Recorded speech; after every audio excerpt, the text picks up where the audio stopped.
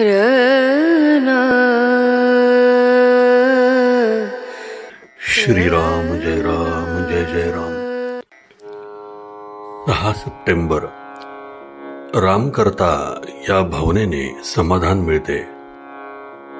पहाटेची वेळ खरोखर फार चांगली. यावेळी कोणी मानसपूजा करीत असतील तर फारच उत्तम. दुसरे कोणी यावेळी झोपेत असतील तर आणखी कोणी मनोराज्यही करीत असतील.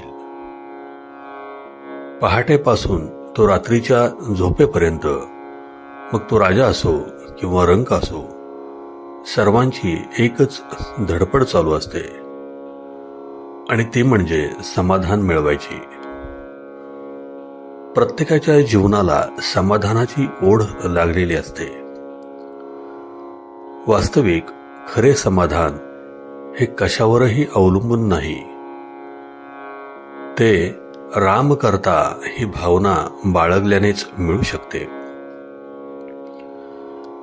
समाधान मिळवायचे एक अत्यंत सोपे साधन सर्व संतांनी स्वतः अनुभव घेऊन आपल्याला सांगितले आहे,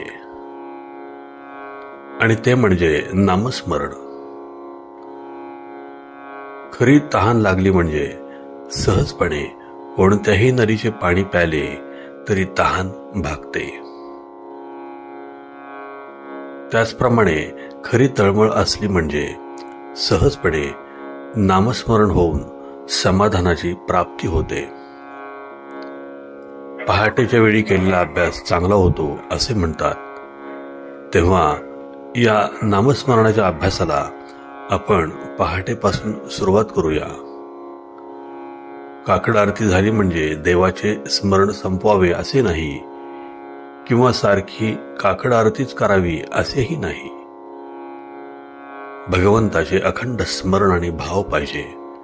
यात सर्व काही आले. मला खात्री आहे तुम्ही आवडीने आणि तळमळीने हा अभ्यास चालू ठेवाल तर राम तुमचे कल्याण करील. नाम घेत असताना इतर विचार मनात येत असतात, अशी सर्वांचीच तक्रार आहे. परंतु असे पहा, एखादा मनुष्य रस्त्याने चालला असला की त्याला रस्त्यात कोण भेटावे हे काही त्याच्या हातात नसते. शिवाय त्याला कोणी विचारले की तुला रस्त्यात कोण भेटले तर तो म्हणतो, माझे लक्षच नव्हते. त्याप्रमाणे आपण नाम घेत असताना या विचारांकडे दुर्लक्ष करावे.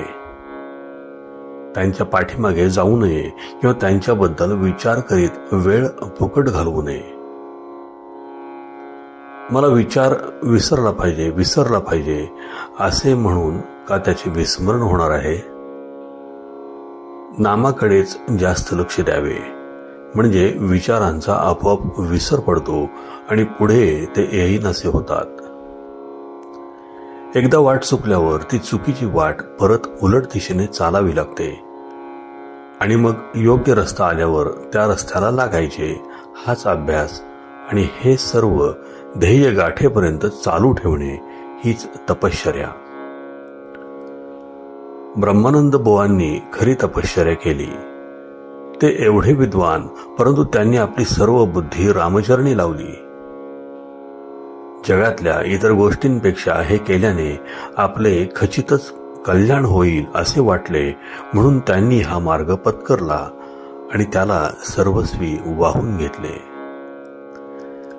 तेव्हा मोठे साधक ज्या मार्गाने गेले त्या मार्गाने आपण संशयरहित होऊन चालावे, त्यात आपले कल्याण आहे. आजचे बोधवचन: नामात रहा आणि राम करता ही भावना दृढ करा. श्रीराम जय राम जय जय राम. जयाचा जनी जन्म नामार्थ झाला, जयाने सदा वास नामात केला. जयाच्या मुखी सर्वदा नाम कीर्ती, नमस्कार त्या ब्रह्म चैतन्य मूर्ती.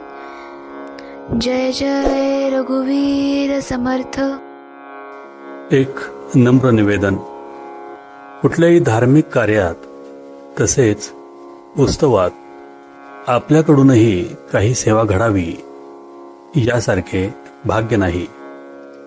आपल्या या लाडक्या भक्तिसुधा डेली चॅनलवर स्नेह असणाऱ्या असंख्य भाग्यवानांना ह्या चॅनलसाठी काही आर्थिक सेवा करायची असेल तर त्यांनी कृपया आम्हाला खालील फोन नंबरवर गुगल पे, फोन पे किंवा स्कॅन कोड स्कॅन करून देखील आपली सेवा देऊ शकता. धन्यवाद.